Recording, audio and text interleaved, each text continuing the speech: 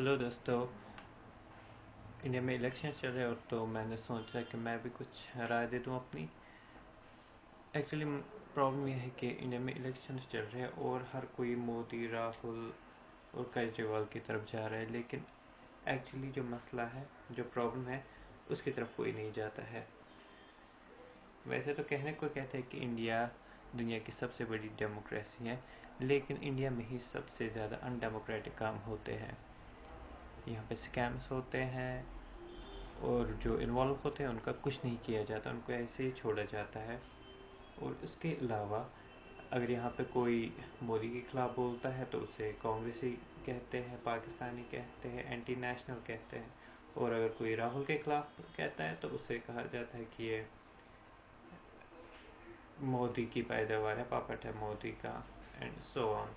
और अगर कोई आम आदमी की तरफ बोलता है तो थर्ड टीम और second team of Congress what ever जो भी होता है तो वो कहा जाता है।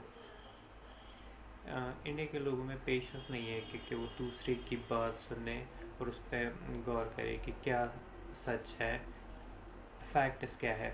यहाँ सभी पार्टी लाइन्स पे होते हैं। जिसको बीजेपी पसंद है वो उसी की भाषा बोलता है, जिसको कांग्रेस पसंद है वो उसी की, और जिसको कोई और पार्टी पसंद होती है वो उसी की भाषा बोलता है।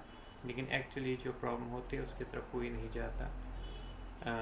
आज़ादी को इंडिया की लगभग 57 ईयर्स हो गए हैं और इन 57 ईयर्स में आज भी इंडिया सबसे गरीब देश है, सबसे ज़्यादा इलिटरेट्स इंडिया में है।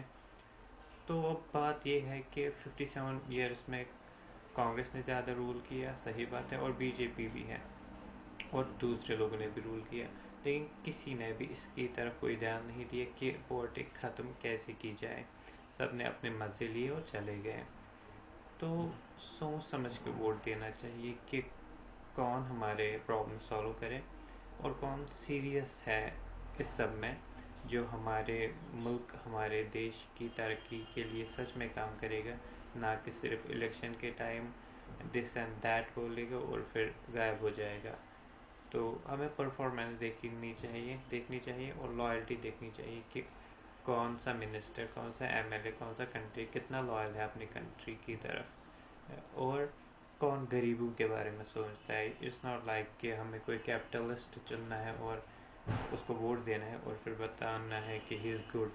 बट सही बात यह है कि वो कैपिटलिस्ट जो होते हैं वो सिर्फ अमीरों, इंडस्ट्रियलिस्ट्स के बारे में ही सोचते हैं, कभी गरीबों के बारे में नहीं सोचते। सो अभी तो लगभग इलेक्शन ख़त्म हुए, बट अभी भी टाइम है। सो vote carefully and see who is the best candidate who can save the nation. Thank you.